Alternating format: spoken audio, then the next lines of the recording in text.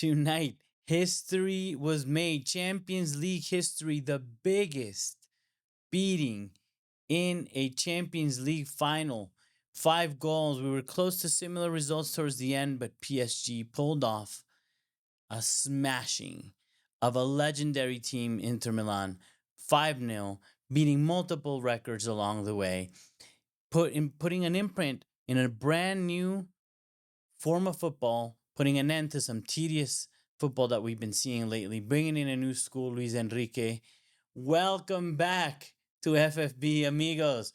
And today we are reviewing the Champions League final and honestly celebrating. El Amigo wanted definitely PSG to win this year. I've explained it in the prior videos as a Chelsea fan why, but definitely is what I was happy to see happen today, and in what form, in what fashion.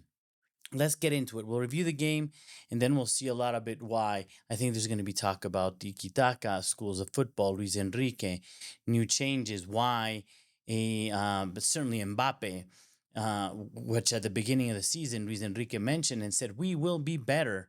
We will be better once Mbappe is gone. And boy, was he right.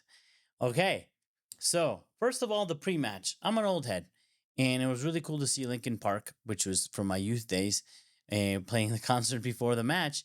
And honestly, I didn't know they had a female vocalist, which I think had a pretty cool singing voice. That was pretty nice. And I always get excited when you see legendary players come on the field. Although today, the legend that I had really liked and admired was probably sad, which is Javier Zanetti coming on. What an icon! What a player! Bringing that cup to the field. So as we get kicked off, there's this thought. We have PSG, which has this high line, high rotation style, very diverse, very aggressive, fluid type of football, and some sort of old school positional, tactically aware Inter Milan, which show that they can score. But of course, they can score against Barcelona, which is an amazing team. But it's the team that really lets you play. And that's not the case with PSG. There was some balance. So it was interesting to see what was happening. And at the first 10 minutes, although we hadn't seen a goal yet, I was already very impressed how the rotation happens within PSG. I think like the obvious are you'll see up front with your right wing coming into the 10 coming into the left wing and such, but also the vertical rotations that you'll see within with the 8 and the 10 coming in and the winger either dropping deep. Beautiful rotations which actually led to a goal. So then on the 11th minute, it came quick, it came fast. And I think that was one of the problems for Inter. Inter's game plan was probably stay organized, stay tight, let them give us the pressure. We'll soak up the pressure and then we'll hit them on the counter as they did. But once they smack in an early goal at minute 11 and the second one at 20, you're in deep trouble. New game plan, and they never found it. So it's a brilliant move. Bitinha finds an amazing pass from prior Wolverhampton player that, wasn't that much of a highlight. Everybody, I think City wanted him. I think some people wanted him before he left for PSG, but he certainly wasn't the player that he is now, or we didn't know that he had that potential because he really makes that midfield tick. And he finds a beautiful pass into Due, which had a great match. And what a touch on the turn. And then he just delivers the perfect assist. And Hakimi, very classy, scoring in the Champions League final, managed to control his emotions and not celebrate out of respect for his former club. And as a matter of fact, not even the people that celebrated with him were boisterous about it. And it was a little early, but they were good. And it only took another 10 minutes for Due to show up again, and he just takes the shot. And this is the thing that I say that I hate about this fluid side to side as a Chelsea victim. We see is the side to side football that we sometimes play. Just take the shot, man. Take the shot. You might get a deflection. Due does it definitely, and he gets his 20th minute. On the 63rd minute, it happens again. This time in the style of a counterattack.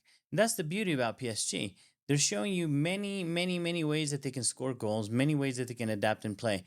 Sometimes you see a suicidal high line, but they manage to do the offside trap really well, or they have the speed to recover. Especially they know against who they're playing. Although Thuram could have exposed them a couple of times, to be honest, because he has the strength, the power to hold up the ball, maybe turn a center back, and then you're in trouble. It just didn't happen for them today. And this third one was a devastating counterattack. They were absolutely direct, violently direct and fast. And the fourth one, Kvaratskhelia, an amazing player. Their high line, Inter's high line backfires. They put a high line in. Now they're trying to push the lines up a little bit, press a little bit higher, recover higher, and try to force PSG into an error. But they left way too much space in behind without the speed of their center backs and recovery. If you ask me, against a younger team and a faster team, definitely across the pitch, and they pay the price. He runs in very, very, very cool, clinical, and what an important player that he has been for them this season. Again, he did really well at Napoli, pulled up, having the title, and now he's back into PSG, now winning. If I'm not mistaken, you guys have to correct me, but I think there might be the treble for PSG today. Now, I understand that, of course, for PSG not to win the French league is a crime, given the level of team that they are. But certainly they accomplished, they did the deed, and now they did the difficult deed. Now, we'll talk about a little bit about that. And the main thing that I want to mention is in they left the La Liga in the dust because Inter really, very fairly eliminated Barcelona. And Real Madrid is nowhere to be found, and that is tied to this PSG story. Real Madrid were the best team in the world without a doubt. And they had a great keeper, a great defense, a great midfield, and a great offense. They had Bellingham that would come in late into the box, and they had Rodrigo, and they had Vinicius Jr. And everybody that understands football said, "Why the hell?" I mean, I know you guys want the stars and all that, and especially after all the drama that they had to bring them, even I think the morale of the team and bringing somebody who kind of pissed them off by not coming the year he was supposed to, and all that good stuff. They brought him in, and that caused this organization because you moved Vinny out of where he liked to play. You forced Ancelotti to change his way of playing. Now he's going to play Brazil as the Brazil coach against Ecuador. That everybody knows. That's my heritage, and I'm going to be rooting for him. But certainly that became a problem. And that's where that comment came from Luis Enrique. It's like, oh, what are you going to do without having Mbappe now? He's like, well, I'm paraphrasing here, but we're going to play better because they're building a team. And at the beginning of the Champions League, because also people get carried away. It's like PSG was amazing, the best team. Yes, they were. After, I would say, halfway through the competition, they were scared to not make it with a couple of matches to go in the table, the way this new league is set up for the Champions League. If you guys look at the first few games, they were struggling there, but they managed to recover and then just kicked everybody's butt. So their opposition, which was Inter, handled La Liga very easily. And I think, look, people say, oh, Barca, PSG would have been the ideal final. I think they would have won that final because look at how these guys can score. I think they could outscore and they can certainly out defend Barca, especially as it stands with the teams that they are today. And maybe we would have been a 4-2 or something like that, or 3-1, or maybe even a 3-2, a close game. But they are the better team. I think they're the deserved better team. They eliminated Liverpool, West Ham, and Arsenal on the way here. So supposedly the best team and the second best team this year from the Premier League, they knocked them out. So highly deserved. There's no excuses. Again, with no major superstars. Of course, you have Dembele, and you have great players within the team, but it's not about the individuals. It's rarely, I mean, the individuals come in and do an amazing play. Like I said, Vitinha, for example, today, Kvaratskhelia also, um, has come in and done some amazing stuff for him. But it's really about the system. It's really about the system of play. And this is beautiful. And I was watching Mark Goldbridge. Shout out to Mark. I'm not a United fan at all, but I like watching his watch alongs. Those who haven't, please check him out. Fellow YouTuber. And he's an anti a little bit more than what I like, anti tiki-taka. And I certainly find it a boring style. I prefer what Klopp brought to the table. I prefer counter-attacking football, fast movement. And Luis Enrique didn't disappoint. As a Chelsea fan, I wish we would have had him rather than what we have right now, but I'll carry my hopes to you Chelsea fans out there. I'm going to carry my hopes, and hopefully Maresca grows with the team. But in any case, this is a solid made against Simone Inzaghi, who doesn't have a Champions League under his belt. Luis Enrique now has another. Especially him deserved. He had a personal history. I won't get into it, but related to his family. he had a really rough time. So it's a beautiful thing to see someone with those emotions. And PSG, which I hated, and many of us in football did, because they tried to buy their way into a Champions League. And when they had, I hated them at the peak when it was Mbappe, Messi, and Neymar in the same team. That was just silly, disgusting, and ridiculous. And like any footballing mind would have told you it was just dumb and not a bad idea. It was a good marketing tactic. It was great to see for the legacy of the club that those players played there and played together, but they didn't were unable to get that title. And when they decided to go a different way and changed a lot from the director's box as well, from the directors of the club, the executives in the club, all the way down to the coach, the philosophy, and the teams getting rid of the quote unquote stars. Because remember, they even brought Sergio Ramos in at one point. They were just buying anybody and everybody. Now they took in a different approach, a total football approach, a new modern with a verified, successful coach, highly talented coach, and they managed to pull it off. So congrats to them. I'm really excited that they won. I'm really happy they win their first.